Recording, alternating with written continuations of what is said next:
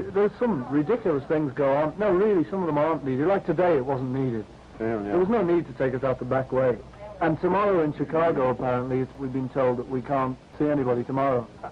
And it's already been announced where we're landing and things, so we've got to land. The police have told us to land on a little bit of the airstrip and sort of get out the back way again. It's a dirty trick. We came here at 6 o'clock in the morning, 5:30 to see them, and all they do is push you farther and farther away. And then they don't even let you see them. You've been here since 6? Yes. Have you ever been this crazy about any other entertainer? No, and that's what's so amazing. We don't know why we're like this. Can't get out of my bed. There's a thought crime running through my head. Can't take these rules, and people are fools who believe what they read and believe what they see, believe what they see on the TV. Opinions are like iPhones. Everybody's got one. Hello, welcome to episode 12 of Glass Onion on John Lennon, and today concludes my talk with Jude Southerland Kessler, author or authoress perhaps of the John Lennon Series. I'm wondering whether authoress might be considered offensive with this wonderful thing we have called political correctness. I was reading that you're not supposed to say actress because the word actress has more connotations of glamour than actual acting craft, so you're supposed to say actor or female actor. Wonderful thing with political correctness. Nobody's quite sure exactly when these things get established and by who, Is it something like, email jokes that get passed on and on, just become, common currency and nobody knows exactly where they originated? I was actually reading that, and I'm a teacher, so this is sort of applies to me, that apparently in some schools, red pens are discouraged for marking because they appear too aggressive and could be traumatic to the kids. I think it's fair to say that some teachers do go a bit overboard on things like that when they're scrawling in huge letters, this is rubbish. I had a teacher at my school who did that, but just to say that it's traumatic to the children, I think I'm not giving the children enough credit there. Another one, I know this has nothing to do with today's episode, but hey, I was told that you can't say Oriental anymore. Here in Spain, Oriental just means from the east. Apparently, Oriental has become offensive now. You're supposed to say Asian. My counter to that was, is it any more offensive than using a single word Asian to describe more than 60% of the world's population? As if there's absolutely no difference between India, Japan, and Laos, But anyway, what you heard at the beginning there was a couple of clips from the Beatles' appearance in Milwaukee in September 1964, and that's one of the things we cover today with Jude. Also, a very interesting clip, just the last few seconds of what you heard at the beginning of the show there. It was one of the female fans saying, we don't know why we're like this. And I still don't think it's been satisfactorily explained, this incredible reaction to the Beatles. Because I think nowadays, I'm just speculating, but I think the girl fans are known to do that, when they see Justin Bieber or whatever. So I think some of them just play up to it. But back in the Beatles' day, it wasn't like that. There wasn't so much precedent. Perhaps Elvis Presley, of course. But, we're not just talking about screaming. We're talking about something beyond that, absolute hysteria. And I can't remember if it's the talk with Jude or the next one I've recorded, but I actually talk about Richard Lester recounting that one of the cameramen lost 2 teeth. I guess the nerves were damaged by the sound during the making of Hard Day's Night. Very interesting. So those clips there were all really to do with the Beatles and their fans and their somewhat difficult relationship, because of course the fans are not one monolithic entity. When a reporter asks, the Beatles or any pop star, what do you think of your fans? They're asking you to just make a blanket statement. And also the belief is that they're only there because of the fans, and that's true to some extent, but that doesn't mean every single fan contributes the same thing. And also it doesn't, I think it was, I can't remember if it was George or John who said in an interview, just because I eat cornflakes doesn't mean I owe, Mr. Kellogg owes me his life, Second half of the talk picks it up in August, this huge whirlwind tour. Actually, it wasn't a very long tour, but must have seemed very long to the Beatles because they were just on the move constantly. And we just pick out, talk about a few things, talk about a famous night where the fans could actually hear the music, which was unique at that time. And then Milwaukee, which is more of perhaps the darker side of Beatlemania coming out, always fascinates me to see more and more clips of the mask slipping. I think, as I perhaps talked to Jude last week about that, we talk about what may be the true location of the meeting with Bob Dylan, where they smoked pot for the first time, the 7 Levels night, and Beatles fans will know what I'm talking about there. Then we kind of had to do a deep dive on the John Lennon songs of 1964. Within that, we talk a little bit about the darker aspects of his personality and some of the things that happened during his relationship with Cynthia. Jude also talks about her, I'm going to call it a theory. She's pretty convinced, so she might say it's fact, but I don't want to automatically assume that. But there's something about Jude's passion and sincerity which is very persuasive. But she says that actually it was one woman in John's life who inspired most of his songs, at least up to the point where he met Yoko. So I'm talking pre-Yoko. And then what emerges from this conversation is a sort of unsung hero or heroine. Is it politically correct to say heroine? I don't know. It might sound like they're a drug addict or something. Find myself in knots here. Anyway, and then we also talk, the conversation goes on to Backbeat and Nowhere Boy. And we sort of end there to do with the portrayals of John and some of the things that happened around that time. So a few tangents here and there, but we do work our way through 1964, and it was a wonderful conversation. Jude's full of positive energy, as I said last time. Okay, so without any further ado, let's go to the rest of the conversation, and I'll be back at the end with a few words before I sign off. So enjoy. So let's talk about the American tour. Now, tell me if I got this right. So it's 34 days. Right. How many concerts did they do in that time? Do you know the exact number? Or I don't know, but I tell you who would know is Chuck Gunderson, who wrote that brilliant book, Some Fun Tonight, the North American Tours. It is worth its weight in gold, and it's heavy, but that man knows the tours, and he worked for years getting photos that you've never seen before, all the different paraphernalia that went with the tours. It's absolutely brilliant.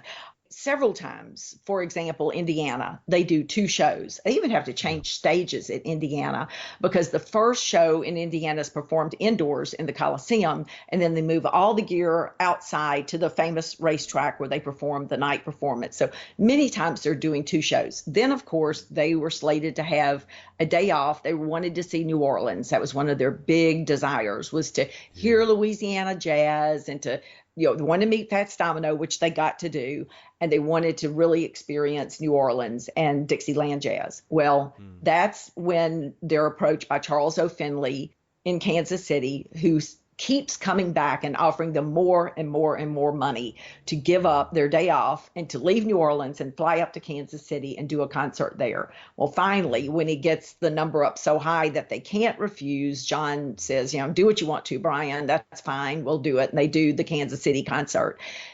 There's no break. They perform the concert. Sometimes they go back to the hotel and spend the night, get up early the next morning and fly out. Many times they go straight from the concert right onto the plane and fly to the next city, check into the hotel, sleep a little bit, do a press conference, sometimes 2 press conferences, do special interviews for television, get on stage, perform, get on a plane and fly out. It's an incredible amount of work. Yeah. Was it the Indiana concert where the audience actually kept quiet and could hear? Yes, I have that. Did they enjoy that then? It was a great, great night. Do you mind if I read just a little bit of it? Just going to say, if there's any passages you want to read from your book, go ahead, please. All right. So it's the outdoor concert in the evening. It is a little bit chilly because it is late summer, early fall, and they're on that stage. And these Midwestern kids, the Midwestern states in America are the very conservative, well-mannered, obey your mom and dad, do your homework, go to Sunday school, go to church. These are kids that are very, very well behaved. And so John starts singing If I Fell. And this is what I said. This segment, for those who are wondering, how does she know that? This one segment I'm going to read has 11 footnotes in it. So I'm getting this from documented sources. In the muted screams that rose from the adoring but well-mannered audience, John could hear how much touring had crippled his performance. The notes were well off. His voice wobbled and wavered. He'd lost the vocal command he'd enjoyed during last year's long British tour. The recent combination of too many late nights, too much indulgence, too few rehearsals, and awful acoustics had drained him of polish and power. But instead, there was this. A cool September evening in Indiana, with all eyes riveted on him. Two girls in spectacles hoisted a banner that proclaimed Ringo for president, while a girl in a chic neck scarf in the third row mouthed, John, and wept into her hands. Tonight, no one tried to rush the stage or throw their shoes at him. None of the fans hurled autograph books. Instead, the mesmerized teen sat and listened and sang along, repeating his lyrics. For one beautiful moment, John had it all. A bit of money in his pocket, scads of fans who could sing every word he had ever penned, a band of brothers to share it with, and a voice that he could rediscover once this season of exhibition had come to a close. Tonight, John felt fortunate, and the feeling was matchless. Wow. What a night. Let me just tell the listeners, Jude was reading that with a lot of passion in her voice and in her face, I could see. Was that kind of a random thing? Why that audience? And I just think it's where those kids grew up. They were taught, to be very, very respectful. Since I've lived all over the United States, I've lived on the East Coast, and the East Coast is full of passion. That's New York and Philly, and we're boisterous and lively and shouting and honking horns and go, go, go, go, go, and fast pace. And I've lived in the South that can be, very slow and easygoing, but also you could be very hot-headed. I'll fight you, sir. And the slap with the glove and all of that. And then you have California that is the cutting edge and all that.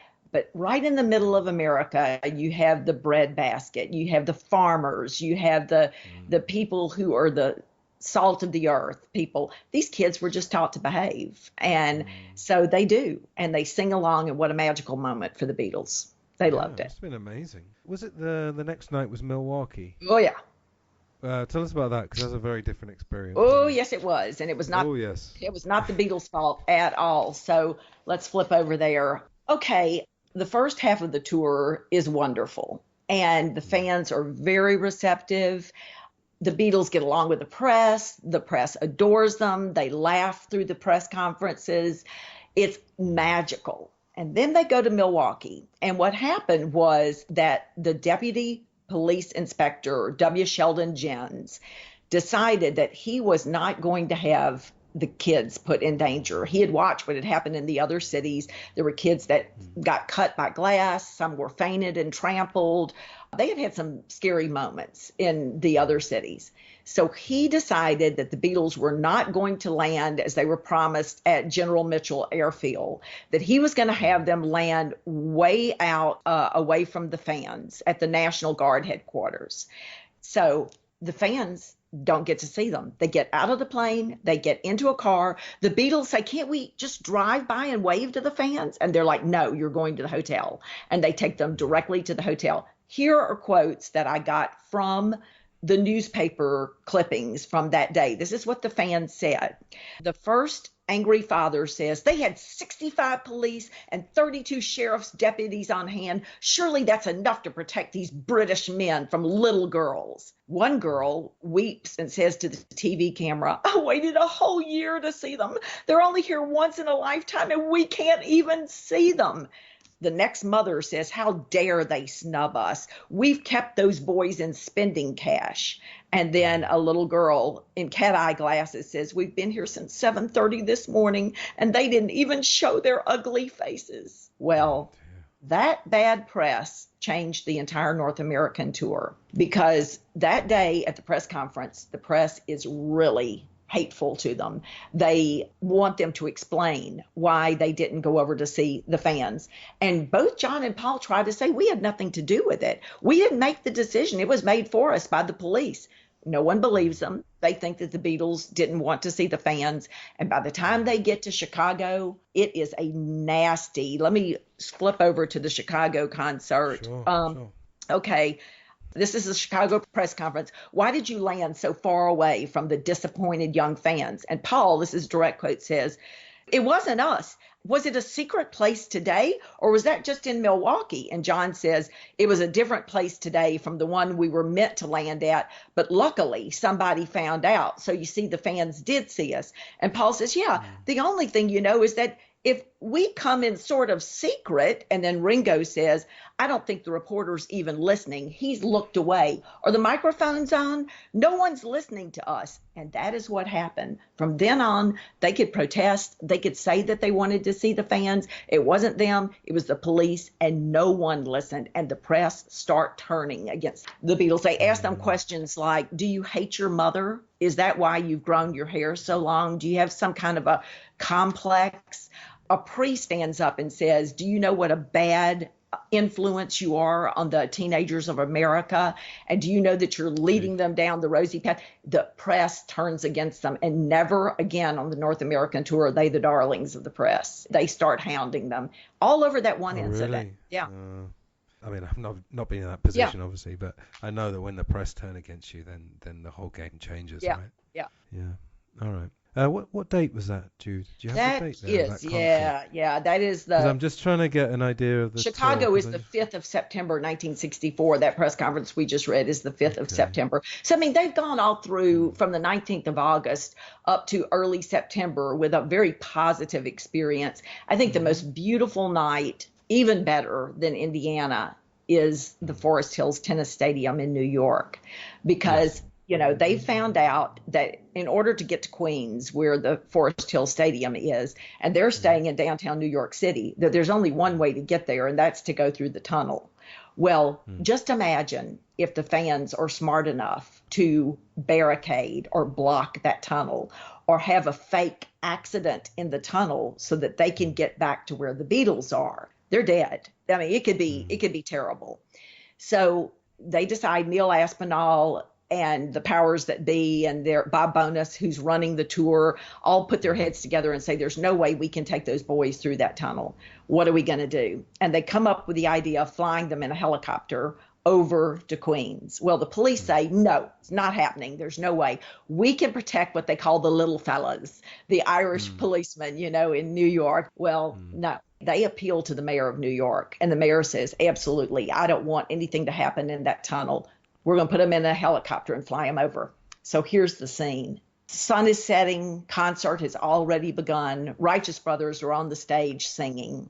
And all of a sudden, above the heads of the fans, and they're great photographs, all the girls' heads are turned up. Here comes this beautiful red, white, and blue striped helicopter, big enough to hold 22 people. It's not a whirly-bird. This is a big copter.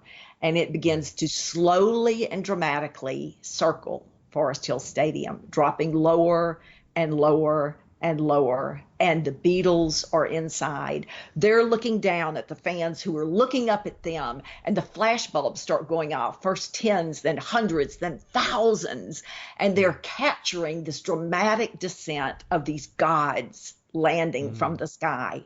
And when they jump out of the copter onto the turf and begin to run for the dressing rooms, the screams are off the charts. And the Righteous Brothers look at one another and say, know when to quit. And they go in that night and resign and tell Brian that they'll stay with the tour until he can get someone else. Frogman Henry is going to replace them, but they're leaving the tour because nobody's listening to them. It's all about the Beatles. So, but it is a beautiful, beautiful night. And John stands on the stage in this open air tennis stadium and again is singing If I Fell. And he falls in love with New York City and, of course, is destined to come back and spend the end of his life there. But it's so many good nights on that tour up till Milwaukee. Yeah. Forest Hills, was that after that night? Was that the night with Bob Dylan in the Delmonico Hotel? Yeah, here we go. All right. Are there any myths about that you'd like to smash? Because let's say what the official story is, that either Al Aronowitz, who was a journalist, or Bob Dylan brought some weed and they were drinking wine, and then... You know the story, Ringo took it and he smoked the whole joint apparently without passing it. But apparently they all had a great time, didn't they? They all got on well. Yeah. Is there anything you want to tell us about? Well, this is one story I did not want to tell. I almost left it out of the book because one thing that Beatles people do not like, they do not like it when you change a Beatles story. They want it to stay the way it's always been. They don't want it tweaked in any way, and it makes them really, really mad. And I thought, you know what, I'm just going to leave this out. But then first I read this in Ivor Davis's book, The Beatles and Me on Tour. And I know Ivor really well, and he is one of the most truthful people I have ever met. And once I read what he said happened, I called him on the phone and said, Ivor, we need to talk about this, because if I'm going to put myself on the line, I have to know that this is the truth. So here is what he says. And first of all, does it make any difference where this virginal pot experience happened? You know, if it happened at the Delmonico Hotel in New York at the end of August, or if it happened in New York at the Idlewild Hotel on September 21st, what difference does it make? A lot of the things are the same. It happened in New York. Bob Dylan was the one who introduced it. They did smoke pot. They did shove towels under the door. All of the things that people say happened. The only difference is that Ivor Davis says it did not happen at the Delmonico. It happened at the end of the tour, after the last night of the tour in New York at the Idlewild Hotel outside of the city. He was there. He was there for both events. He said, I saw Bob Dylan come in both times, but when he came to Idlewild, he had a rucksack, as he calls it, on his back. And I thought, what's he coming in with that for? And he thinks he had the marijuana, drugs, and paraphernalia and whatever in the rucksack when he appeared at Idlewild.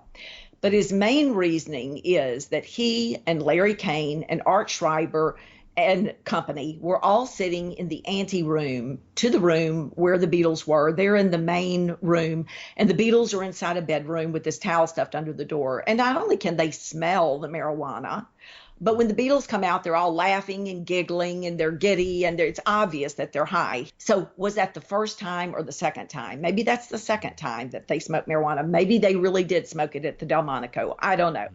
But if you'll notice, you go back and look at the accounts of that story. Paul always says it was in New York. Well, Idlewild's in New York. He never says the Delmonico. None of the Beatles do. George on the anthology says it was in New York. Never says anything about the Delmonico. The Delmonico was overrun with policemen. Overrun. In fact, Bob Dylan says there were so many policemen that he called up to the room and had someone come escort him up because he was afraid. And so Mal and Neil go down and get him, and they bring him up to the room. In the hallway, there are hundreds of policemen. They're in the ante room. They're all over the Beatles suite.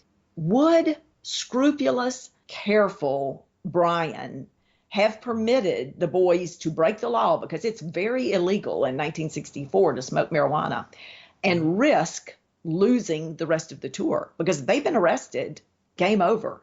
It's done. They lose the rest of the tour. They'd be sent home. They'd be arrested. They'd be in trouble. It would be very, very serious. Or does he say, why don't we wait until we return to New York after the last concert? We're going to be right back here. It's only 3 weeks from now. And then that's when it happens. Davis says he actually saw it happen in Idlewild. He was good friends with Brian. Brian, like Ivor, was Jewish, and when they were in New Orleans, he came to Ivor and said, can you help me find a temple that I can go to while I'm here in town? They were very close. They knew each other quite well, and Ivor says, I will tell you that he never would have risked the Beatles' reputation or their tour just to smoke pot. He would have recommended that they wait. That's the person that he was. Al Aronowitz, who is the flamboyant reporter for the Saturday Evening Post, is the one who says that it happened at the Delmonico. Why does he say that? Well, because he was there at the Delmonico. And if he tells the story at the Idlewild, he was not at the Idlewild, so he is not part of the story if it happened at the Idlewild.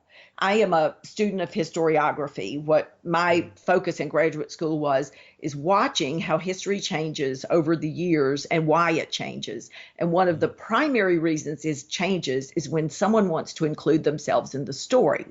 They alter it so that they were there. He doesn't write this story down for 40 years. 40 years. And 40 years later, he places it at the Delmonico and he includes himself in it. In fact, he goes on to say, and this is in the back of that chapter, that he, and not Bob Dylan, is the one that suggested that the Beatles take the marijuana. So now not only is he there, but he's the prime mover. He's the one who suggested it. So if his story is true and we believe his story, then we have to believe it wasn't Dylan at all. who suggested the marijuana. It was Al Aronowitz, because that's part of his version of the story. So Hammond Guthrie, who wrote about Bob Dylan and the Beatles, said this: Al Aronowitz is often referred to as the godfather of rock journalism, but you must remember that his roots are in the tradition of writers who trail behind the Old West outlaws and revolutionaries, embellishing the truth to delight an eager readership. Guthrie reminds us that Aronowitz was known for painting historical stories with a wide brush of drama. So, did it happen at the Delmonico? Ivor Davis says it did not. I believe Ivor. I think it really did happen safely when the tour was over with that very last night at the Idlewild. But when you get down to it, what difference does it make? Yeah, they got stoned with Bob Dylan in New York. Right. End of story. On the 1964 tour. Right. Yeah, and of course, what you're saying about Brian not wanting to put them in danger, of course, he got stoned as well. Yeah, big time. And I think my favorite story is the one that Paul said of the distinguished Brian holding up a little fag butt like a tramp. And looking in the mirror and going, Jew, and pointing to himself. Oh, my gosh. And Paul making Mal follow him around and write down everything he said. That's so Paul. There are 7 levels. 7 levels. Yeah. No, it's great stuff. I think if I could get any video of anything from the Beatles story, it would be that night, you know? Shame we didn't have smartphones. I had Even though I don't like smartphones at all, but I know. Occasionally they would have come in handy. It would have been great. So great. Yeah. One of my readers wrote to me on Facebook not so long ago, and he said, I don't know how much you know about drugs, and I certainly know absolutely nothing about drugs because I was one of those goody two-shoes. I was the the class president and the editor of the newspaper. I was the really good girl in high school and never had drugs. He said, but you need to really study the effects of drugs on low serotonin levels because they have found out that they really boost serotonin levels for people who are chronically depressed. And it's a very useful treatment for this sort of depression. Hence why John clings to it.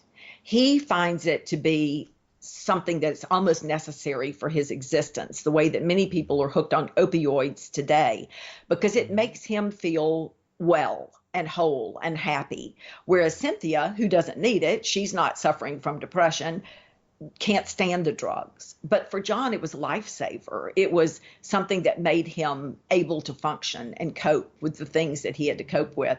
So, I mean, that evening is a game changer for him. It begins to make it possible for him to do what he needs to do in the future, and it helps him. Wow, amazing stuff. Wow, we've done an hour and a half. That's incredible. I thought we'd done about 45 minutes. Oh, my God. I'm going to set the limit at 2 hours purely because otherwise I think we could go on. We could forever. We could do 4 or 5 hours. Yeah, we could. Who needs sleep, eh? So just to round off the chronology of the year, and then we're going to talk about the music because we've hardly talked about the music at all so far.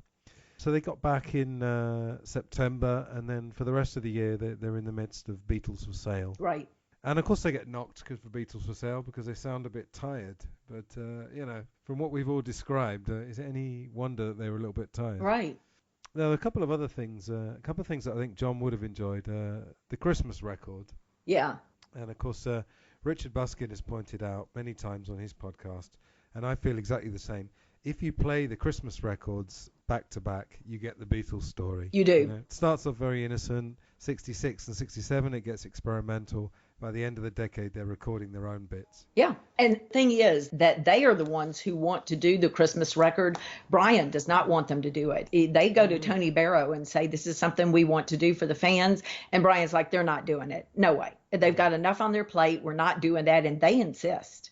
So it's their concept. They look forward to it, even when they're being snarky on there. And they, sometimes you're like, oh my gosh, what are they doing? It's something they want to do and they look forward to doing. And you can see the transformation from the very, very happy, innocent, singing Good King Wenceslas up to a more cynical Beatles as it transforms. But they make it a part of every year. And just like they end the year with doing another Beatles Christmas show. That's part of their tradition. It's not really something, the Christmas show, they're tired and they really want the holidays off. But nevertheless, they do it. The other thing that we haven't mentioned is that they're only home a couple of days when, as you say, they go right into the studio to do Beatles for Sale, but they have to do the UK tour. And the UK tour is always their longest tour. It's in small theaters. They're back now to little bitty theaters that they're performing in. And Brian, who has seen how much money they've spent in America because they've wined and dined the press, they've had buffets and they've had liquor and they've had all this. And he's losing a lot of money on this North American tour because the U.S. government has now announced to them they have to pay taxes on the money that they have collected in America. So he's looking at a huge amount of money that's got to be paid. He says to them, no more fun and games on this UK tour. You can eat your food backstage, sitting at the dressing table. So they're putting their plates on this little bitty platform that's on the dressing table and looking at themselves in the mirror and eating their food in this grimy backstage. There are no parties. There's nothing lavish. They're staying in second-rate hotels. And they stay in one really nice hotel on the whole UK tour. But they are back to the Beatles of 1962 suddenly. And it's a hard slog that year. But Brian makes them do it. They've given their word. They're going to do that tour. And he always makes them keep their word. So, it was a hard year, 1964. God, yeah. Oh, there's one other thing about concerts I was going to ask you. We always hear that the concerts they did were 20 minutes. And that they even played it fast. Do you know roughly how long the American ones were, for example? Yeah, they would go about 29 minutes, and it depended on if they liked the city or not. If the kids were being lovely, they would talk a little bit more in between the songs, and they would slow the songs down. But you're absolutely right. If they were throwing things at them that were dangerous, they could whip that thing off in about 25 minutes. They could rev up the pace and get out of there. And they often did. But, here's the deal. No one came to listen to the music. Yeah. They came to see Indiana. They came to see the Beatles, and they got their money's worth. And, they're only paying $4.50 or $5 or, there are even dollar tickets at some of the concerts. So when they came to New Orleans, I so wanted to go. But my father would routinely bring me into his study about once a month and sit me down and say, "You're in love with that John Lennon, and it is going to stop because he's dangerous. He's a hoodlum. He's a hoodlum." And anytime you tell me he was a hoodlum, it only fueled the fire. I liked him even better, So I got to go to New Orleans the very next day because my parents had to go to the state teachers conference, which was in New Orleans. They could have gone one day early, but oh no. I got to go to the airport where the Beatles landed. I walked on the tarmac, and then I took my shoes off and turned them upside down because I didn't ever want to have the bottoms of them, tarnished by walking on them again. Took them back to my elementary school and charged people a dime to kiss the shoes. Oh dear. What was I going to say? I've lost my thread now. Yeah. Entrepreneurial, even in the 5th grade. Yeah, absolutely. No, I was going to say it's so bizarre because I was telling my friend we did the 66 show. In 1961, they played the Star Club 92 nights in a row. Right. And we know it was somewhere between 5, 6, 7 hours. Yeah. It must have been so bizarre. And can you imagine now if a band tried to do 29 minutes? Oh. Because now routinely they do 2.5 hours. Springsteen does 4 hours. Paul does 2.5 hours. I just saw him in Bossier City, and it was close to 3. Yeah, but here's the deal. Imagine this. Imagine a major star today being told that they have to cut an LP in one day. When they do Please Please Me, they go into that studio and they cut the entire LP in one day. Hello, that isn't done. The Beatles, and I mean, people can say Beatles versus Stones, whatever. The Stones people can like the Stones. I am here to tell you, no group in the history of music ever worked as hard as the Beatles worked. They worked nonstop. They never gave up. Every spare moment was filled with work, and they got up and did it again the next day. And so you have to give them their due, whether they're your favorite band or not. No one exceeded their work ethic. And what band today would have to maneuver the stage, as we were talking about earlier with Washington Coliseum? Right. It's a different time. Yeah. Over 50 years ago. Amazing. Okay, we're 1 hour 40 minutes in, and we should talk about some music, I guess. Actually, I want to ask you, as we know that John Lennon totally dominated the Lennon-McCartney partnership in 1964. In fact, some people have said Hard Day's Night's almost a solo It is, album. yeah. Is there any reason why he was dominating? Was Paul having a dry period, or was John just particularly hot? Any idea about that? Well, I mean, first of all, it's his band. So he's going to be the one that gets preference. But George Martin believed that John had the greatest rock and roll voice in history. Of course, John hated his voice. He thought it was terrible. George Martin thought it was the most powerful rock and roll voice he'd ever heard. So he opens their second LP with just John's voice. No music behind him, just John singing.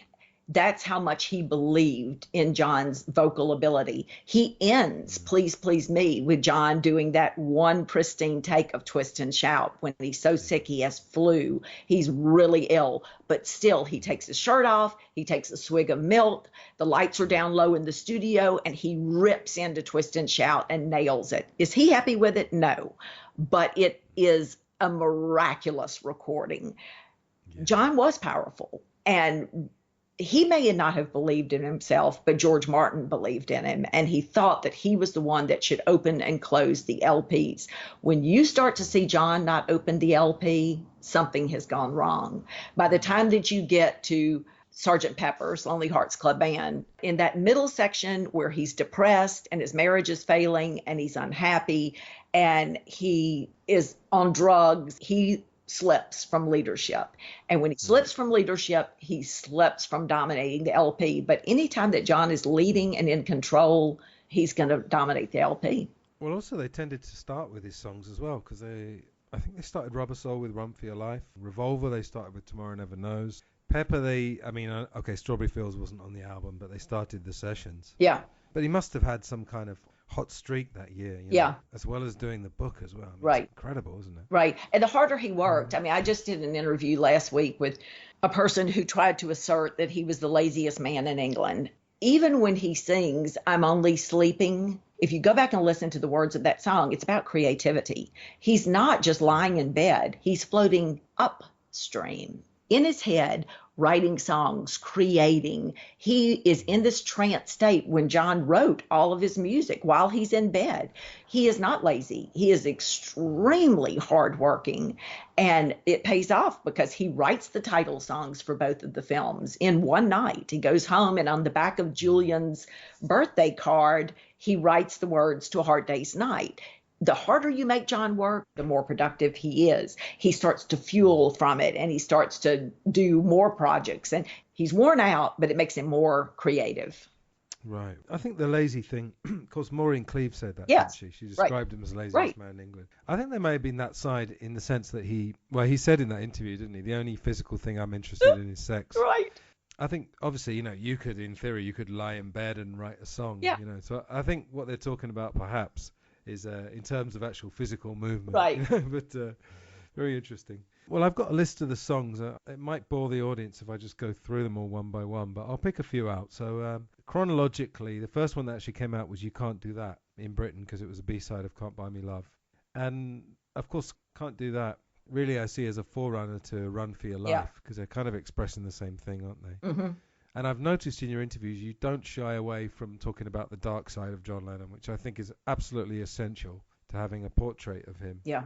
So how literal would you take those lyrics? Well, it's pretty literal. You know? I mean, in Cynthia's first book, A Twist of Lennon, she doesn't really address the physical abuse. But when she comes back in 2005 and writes her second book, John, she talks very openly about the fact that when she was at art college, at one point, John thinks that she's flirting with Stu, and he slaps her.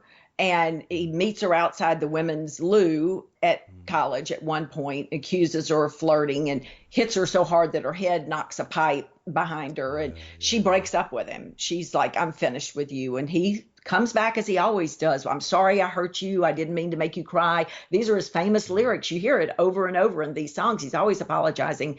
He wins her back, but he does at times hit her. And, I don't know how I would behave if my life had been John's life. if, my mother released me and my father went away and I never saw him again. I grew up with an aunt who was very strict, and then my uncle died and I didn't get to tell him goodbye. And he was my only friend. He was my only outlet of love, the only person who was ever kind and loving to me. Then I don't even get to tell him goodbye. And right when I'm 14 and a half and I need a male role model, he's gone and I have no one. And then my mother becomes my best friend and I'm saved because she's with me. And then she's killed. I mean, come on, you get violent. And I'm not excusing him because no one should hit anyone, but you do not know how you will behave until you walk a mile in someone's shoes. And who knows what we would have done if we had lived his life. But he's violent. He's jealous. And of course he's jealous. He's insecure. He's sure. He wrote Jealous Guy. He's sure that people are going to leave him the way that Julia left him. He's positive. Yeah. And every time Cynthia even looks at someone, he's jealous. So there's also a story by Thelma Pickles.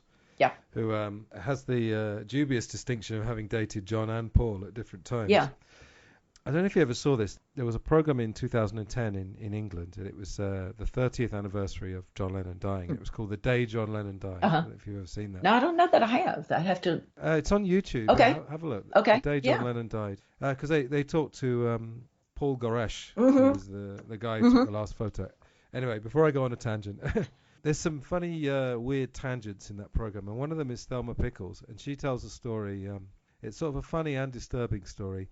She said that when they were dating, John Lennon used to tell her that, did she know that a sex session was the same as having a 5-mile run? You expended the same energy. Yeah. And so it was a little code, and he'd say to Thelma, oh, should we go for a 5-mile run? Yeah. And I'll just tell you the story that she tells in this. She said, I think it was an art college party or something. And John said, do you want to go upstairs for a 5-mile run? And she's like, okay, whatever. And she goes up to this room, a drawing room or something, and they're in the dark. And she said there's about 4 other couples all having 5-mile runs as well. Yeah. And she said to John, I'm not into this, sorry. And he gave her she said he gave her a resounding whack. Yeah.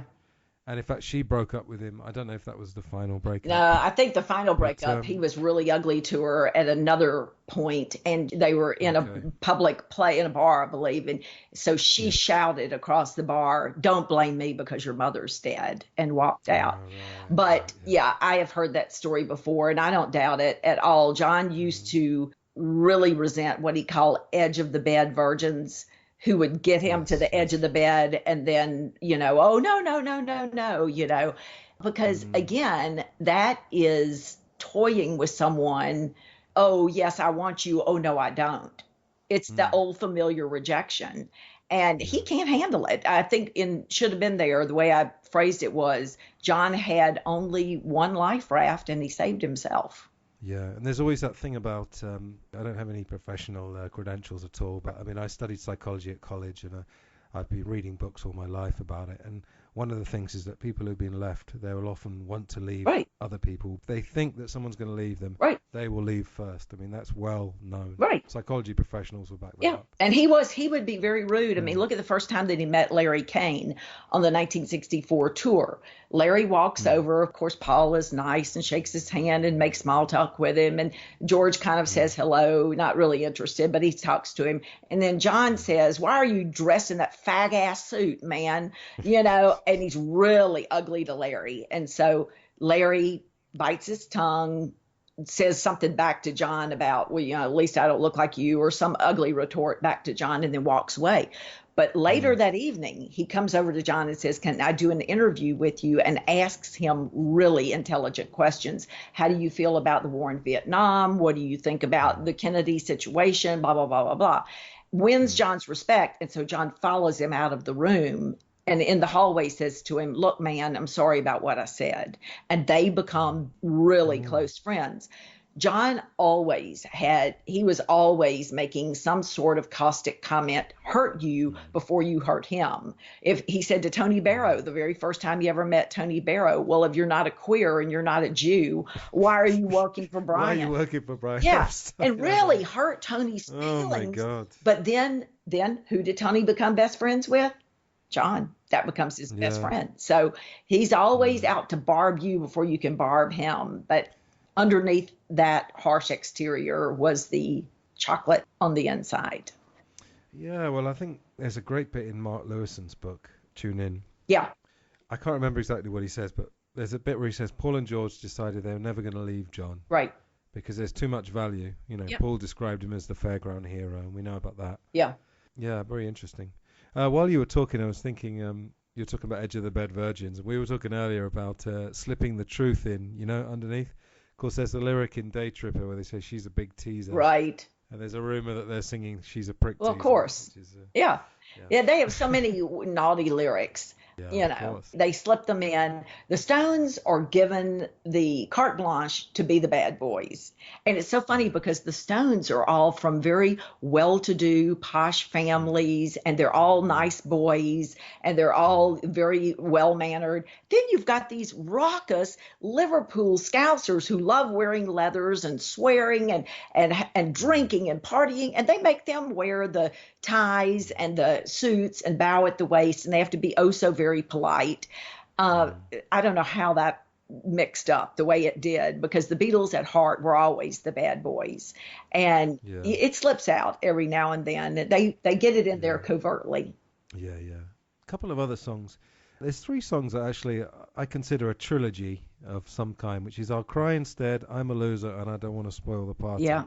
And incidentally, it's very interesting that if you go through Paul McCartney's entire back catalogue, which must be, I don't know how many hundreds of songs by now, there's hardly any songs that start with I.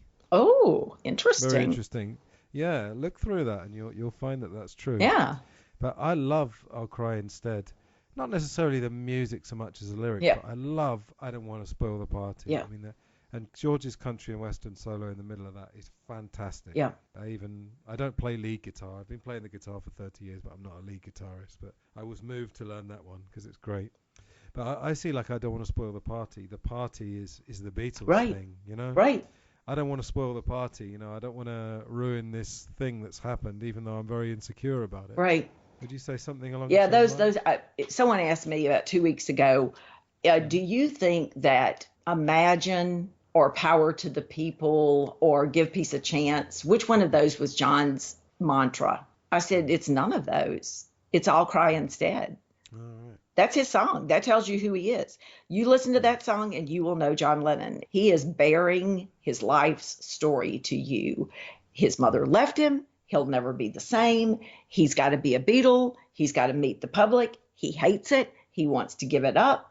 But dadgummit, he's going to do it, and he's going to be the best at it. And then when he gets to the toppermost of the poppermost, every one of those people who treated him badly will be sorry. It is his song. Same thing with I Don't Want to Spoil the Party. You're absolutely right. You know, I don't want to do this. I don't want to stand in front of people. I don't want to have to say these polite answers. I don't like it. I don't want to go on tour, but you know, I don't want my disappointment to show. You know, there's nothing for me here. Eventually, I'm going to disappear, but I'm going to do it. And what was your other one? What was the third one in the group? I'm a Loser. Oh, well. More self-explanatory. Yeah, I mean, it's out there. The first time I heard that as a teenager, I was like, what is he even saying? He's John Lennon. Little did I know at that point, nothing went right for John. And Cynthia tried to make it right. She did everything on heaven and earth to make it right. But until your heart is right, no one can do it for you. Do you think he meant I'm a loser professionally, romantically, or just general? No, of all the loves I've won, there's a girl I should never have crossed. Right. She was a girl in a million. His mom. She didn't want him. She wants her other kids. She doesn't want me. She doesn't love me. Why? What did I do? What did I do? It's what he asked himself throughout his life. Okay, well, he's out to show her. He's good enough. And when Mimi throws his artwork away, he says, you're going to be sorry. You're going to be sorry because I'm going to be famous and you should have kept these things. Yeah, I'm a loser in life. Nobody really loves me. You can see it whenever he and Yoko get together because he tells her, all my life, women have waited on me, whether it's my aunt or Cynthia. And she says, well, I'm not going to wait on you. And if you think that that's the kind of relationship that we're going to have, you can leave right now. And he becomes terrified because they're just into this brand new relationship. And already she's talking about them splitting up. So he keeps her by his side. He would let her go away. It's not Yoko that's wanting to be with John. It's John who's wanting to keep Yoko next to him. He's terrified because what is he? He's a loser. That's what he believes. So he's going to lose her again. You know, it goes with him through his life. Yeah, yeah. Just one more actually from 64, Babies in Black, which I guess was written by John and Paul. Do you think that's about Astrid? Oh, yeah. Absolutely. Yeah. Ken Womack just talks about it in his book. I believe it was Maximum Volume, but yeah, he actually wrote that right after Stu's death. John wrote it. When he went back to Hamburg and Stu had died the day before they arrived and Astrid was torn to pieces by it. Yeah. John was her listening ear. For the time that they were over there, he would try to talk to her and help her and say, look, you've only got two choices. You can either give up and die with Stu or you can go on. And they became very, very close. And I think it was sort of a Eric Clapton and Pattie Boyd moment where she cried on his shoulder. He thought she was cutting edge. She was an artist. She was bohemian. She was so out of the box, very much like Julia, the kind of woman he was looking for and that he gets years later in Yoko. But he really always liked Astrid, but he bowed to Stu because that was Stu's love. And he's already with Cynthia. They're an item, but I think he definitely had an affinity for her. You know, how long will it take till she sees the mistake she's made? You know, I'm really the one for her. Right. So, yeah, I think it's definitely about Astrid. There's a great bit in Backbeat. I mean, I know Backbeat is more or less fictionalized, but I guess, do you know that film reasonably well? I was very fortunate to be able to be at the premiere in Liverpool the night that it opened. It was really it was. Oh, wonderful. I have to tell you that story sometimes. It was the happiest night of my life. Okay, next time. Okay. We'll talk again for sure. I was just going to say that there's that brilliant scene where Ian Hart, who is my favorite John Lennon interpreter, I love the way that guy does it. He did The Hours and Times, which is about John and Brian in Spain. Very artistic film. Recommend to anyone who hasn't seen that. Yeah. There's the bit where he starts going, art, you know, it's all dick. Yeah. Do you remember he says that? Oh, yeah. And he's clearly upset that, you know, Stuart, I guess, was better looking than him, as I guess Paul was in the sort of classical sense. And he's obviously jealous and he's drunk. And I thought that was a very effective scene. Yeah. And of course, that famous response from Astrid, why are you so angry? Why are you so angry? He goes, I'm not angry. I'm desperate. Right. I'm fucking desperate. And that's it. That's it. I mean, other than the opening scene, which shows Stu being kicked because they were yelling at the singer. The sailors, that's not accurate because that either happened at Latham Hall or Litherland Hall and in the alleyway when Stu went out to load the van. But other than that one scene, Backbeat is pretty spot on. And the portrayal of Cynthia coming over and being sweet and lovely and milquetoast against Astrid's cutting edge personality. That was the conflict. I mean, you know, Astrid was that artist, that girl that he was looking for. Yeah. Well, I always feel with with films about the Beatles or films about anyone, if they capture the spirit, I don't worry too much about the details. I mean, I don't like it when details are like completely changed. Right. I think there's no need for that. Right. But I interviewed Rod Davis, actually. I was very happy to spend a couple of hours on Skype with him. Yeah, he was absolutely brilliant. And that was one of the first episodes of my podcast as well. And I asked him about Nowhere Boy. Yeah. And I wouldn't say... choose my words carefully. He wasn't scathing about it. He said he'd been interviewed about it a lot of times, and he went through some of the things that weren't true about it. But he agreed with me that, well, he knows better than me that it captured the spirit. Right, right. I would say that. You know, for me, I have to stick exactly to the facts. I can't embellish it in any way because then people say, oh, she's not telling the truth. That's fiction. So I have to stick exactly. I got dinged in Beatle Fan Magazine's review because they said she gets too much into the weeds, you know, too many details about, you know, who played this and who played that and what did they have to eat and you know, all the details. But I'm trying to say this is truthful. I'm trying to really stick to the facts. I think in Nowhere Boy, they were trying to give the essence of what happened. But just like the scene where Uncle George falls backward in his chair, and he said, John wasn't even there.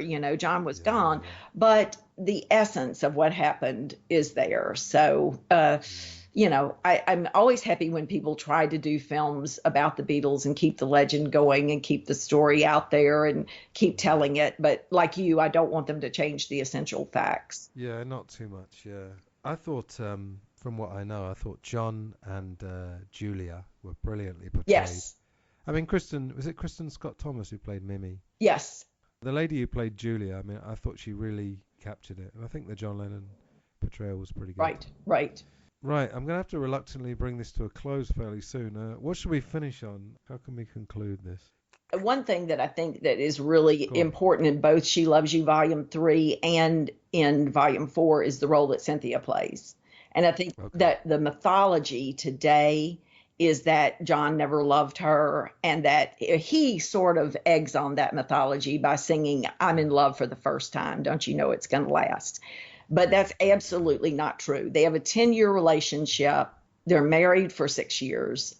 She is always there for him. She knows he's having flings on these tours, but she doesn't question. She doesn't talk about it because it's more important to her to be his rock and to be there for him when he comes home. Many, many times in both Volume 3 and 4, you see John have days off. For example, they're in Paris in January of 1964. They get one day off. Ringo, George, and Paul go on tour. John flies back to London to spend the day with Cynthia. He doesn't have to do that. No one makes him do that. He wants to go home. They're in Denmark, and the night before, he's been in the red light district and crawling out of brothels. But what does he do the next night? He flies Cynthia over there because he wants to see his wife. He loves Cynthia. Takes her on that 1964 February tour with him, even though Brian says he can't because he feels that he wants her there. They have a very close relationship. It's not until the introduction of drugs and really 65 that things start to crumble. So I think people forget the role that she played. She is living in part of 1964 from August on in an attic in the room upstairs at Kenwood because they're redoing it from 21 rooms to 16 or 17 rooms. They're completely revamping it. She's willing to live in the attic, be separated from her husband for months, and take care of their son and get that phone call from him every night and be content with that and be there when he comes home. She's really the unsung hero of the Beatles story. Yeah, I met her very briefly. I used to go to Beatles sort of conventions all over England. Obviously, I went to the Liverpool one, which is the August Bank Holiday. Yeah. And I met her for about 10 minutes.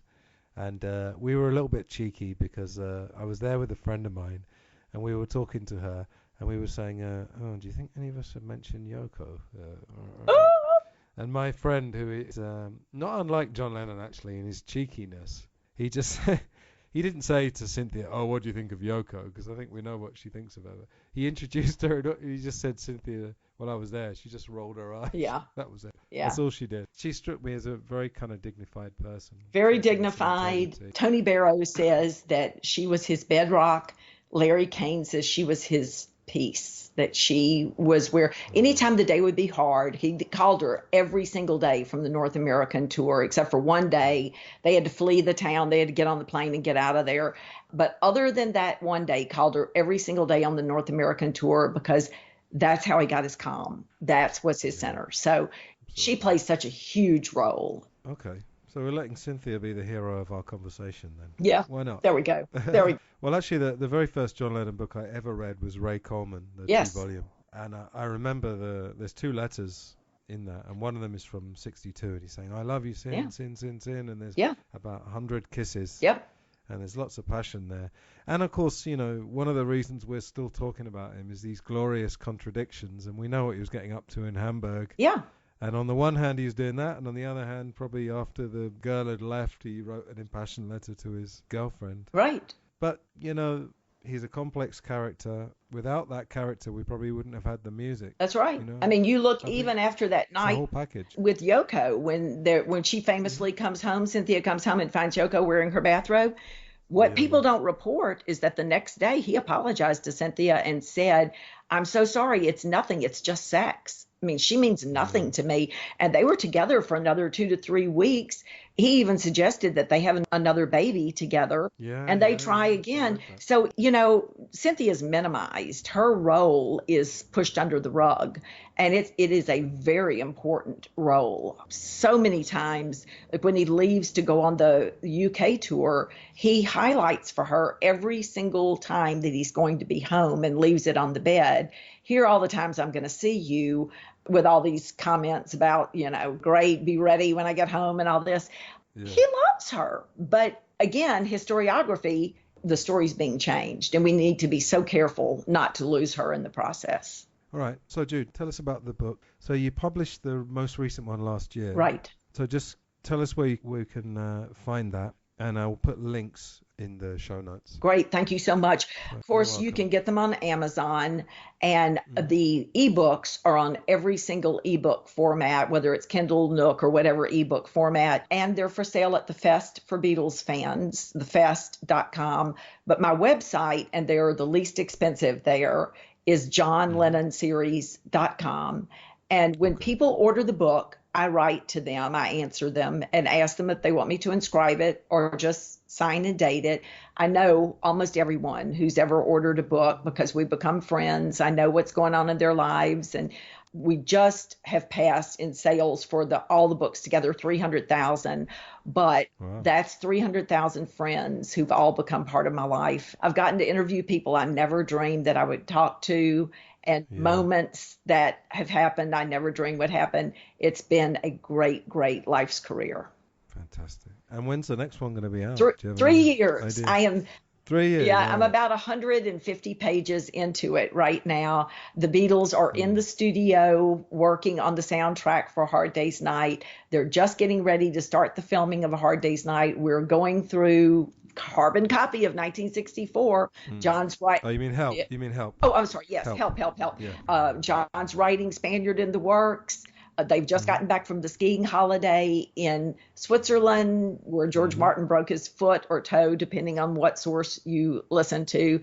They are doing right now, when they're in studio, what they love most, and that's making the music. So you're neck and neck with Mark Lewison for your next book. Yeah. I'm doing the footnote version of the millions of footnotes. He is incomparable. I got to hear him speak at the Monmouth University White Album Conference. You and I were chatting about this yesterday. About 2.5 hours nonstop, and it was riveting. So informative. It was worth the price of admission just to hear that one speech. So, yeah, I would never compare myself to the guru, but I hope that for John, I can do the same sort of job that he's doing for all of the Beatles. But I think your style is very different. Yes. I mean, you're personalizing in a way that I don't think any other Beatles book I've ever read has done that. Thank you very much. You've found a niche there. It is. And go on. It's a difficult one because you can't ever get into the groove of writing. You have to write a sentence and then document it, then write another sentence and document it. It's very difficult, slow process.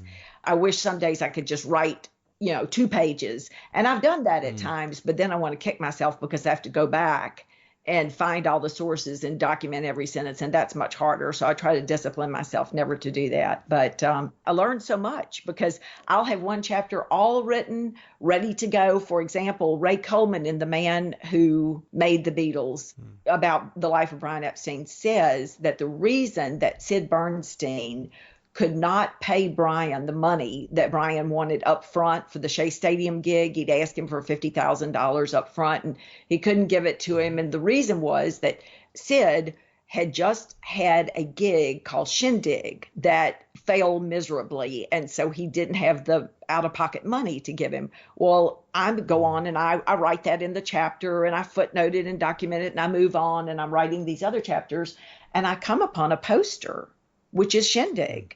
And the Shindig didn't take place until the summer of 1965. It couldn't have been that Sid was out of pocket because it hadn't happened yet. So I have to go back, research. I start calling people and trying to sort this out. Chuck Gunderson steps in to help me, and he starts doing some research. It's a slow process, and you learn so much as you go along. It seems to be an incredibly rich time for Beatles book. Wouldn't you say the last few years? I mean, I haven't lived in England for 13 years now. I was teaching in the Far East, I'm teaching in Italy, and now I'm in Spain. And I was fairly up to date about 10 years ago on Beatles books. I'd read most of the ones that I think were worth reading. Yeah. But now I've got completely lost. Yeah. I'm going to have to try and find my way back. It's just such a rich period, don't you think? It's so diverse. I mean, at that White Album conference, there were well over 300 people who were there to present. People who specialized in the music composition, people who specialized in the release of the records and how each record was released and by what company and on what label and which ones were valuable and which ones were not. People who were talking just about George Harrison and his experience with the Maharishi and his search. Everybody specialized. Everybody has a niche. Everybody's out there writing and talking, and so many people now are second and third generation fans. You have Aaron Ketovich, who is ostensibly a third generation fan. You have Lena Stagg, who's second generation. You have all these people that are coming into the mix who are not the baby boomers. So it's very rich and growing every day. It's not diminishing, it's growing. Yeah. And Dave Thurmeyer, when we talked, I mean, he and I are both musicians. And we were saying that basically the music will never die. No. Even if the performances, I don't think this is going to happen either, but even if the performances went out of fashion, the music is still going to be there, because at the end of the day, it's melody and harmony. Right. The harmony meaning the chords. Right. It's that killer combination. It's not going to go away. There's no reason. Mozart's not gone away, has No. it? I mean, there's never going to be a time when people are not going to be able to listen to this music, because it's good music when it comes If you create a classic, I remember standing in front of my university class at Troy State and saying to them, tonight we're going to begin to read a poem that was written 800 years BC. Iliad and the Odyssey. BC. 800 years BC. Oh, yeah. If you write a classic, whether it's a classic song or a book or a poem or whatever, it stands the test of time. And Lennon and McCartney certainly will stand the test of time, and George Harrison as well. Yeah. I mean, they are absolute geniuses, incomparable. So, it will only get bigger and bigger. Yeah, I was telling you earlier, I use Beatles songs in my English classes. And I was teaching a group of beginners. It was 4 middle-aged ladies. And we had a great time because they had a very, very low English level. But we just had fun. And I incorporate songs in what you generally do. I sometimes bring my guitar in, of course, which students love. But generally, you'll have the lyrics printed and there'll be gaps. So you have to fill in the gaps. And I tell you, I said, we're going to do a Beatles song. I said, do you like the Beatles? And they were like, they're okay. Like that. And the song was Can't Buy Me Love, which isn't even one of my favorite Beatles songs. Right. As soon as I press that button, Can't Buy Me Love, the energy that comes with it. And these 4 ladies, their faces all lit up. I mean, obviously they'd heard that song. They must have done. Yeah. Wherever you live, you can't avoid it. And, you know, things like Day Trip. And it's the production, it's the voices. It's never going to die. No. Teacup rattling, I believe Jonathan Gould calls She Loves You. You can't sit still. It gets you up on your feet. So, that's it. You're right. We'll never die. And also, like the older songs and the newer songs, they kind of come in and out of fashion as well. Right. Because I think most people would agree that the later songs are more sophisticated. Oh, yeah. But then, you know, the whole career is all-encompassing because they don't have the energy. You know, Strawberry Fields has a certain type of energy, but it doesn't have She Loves You's energy. Right. You know, and that's what it comes And down it's to. all personal preference, too, because one of my very favorite songs is Yes, It Is. And yet it's not included really on any LP for the longest time until Rarities comes out. It's considered a B-side.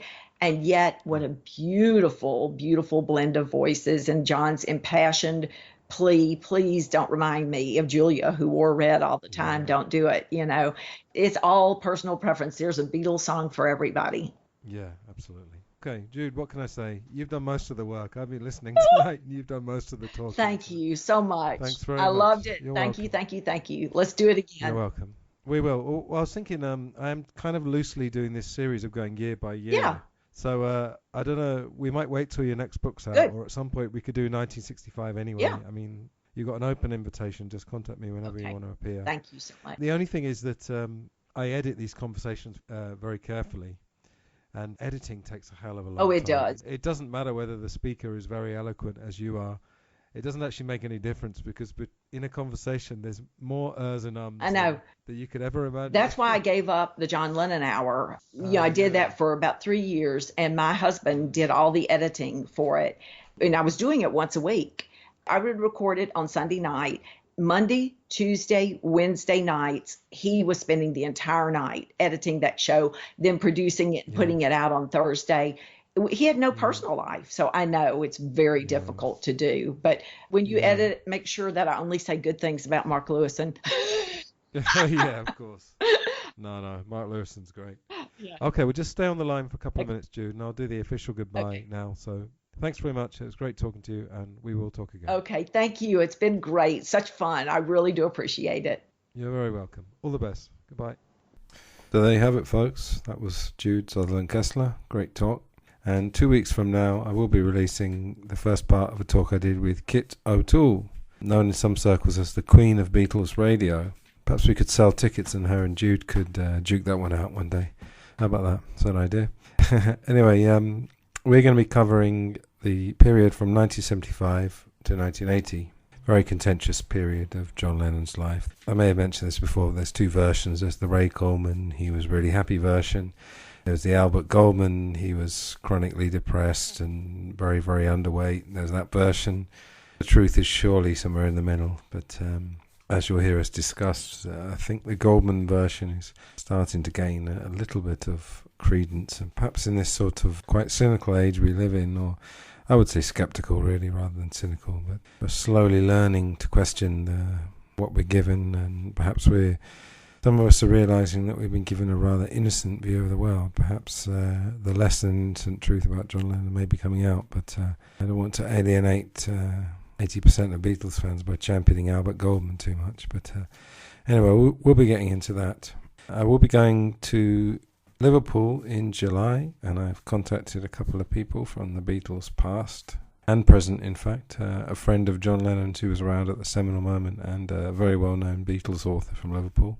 So more on that as things go on. And then I mentioned a couple of episodes ago that I'm going to India, and we'll be flying into Delhi. And of course, Rishikesh is in the north of India. It doesn't look very far on the map, but don't know how long it's going to take. I'm going to be doing more or less all overland travels. But really, to be that close, and probably the only time I'm ever going to be in India in my life, for example, right up there in that point, I really need to try and get there. But that's a couple of months away from now. So anyway, thank you for listening. The music's coming up, and I will see you in 2 weeks. All the best. Goodbye.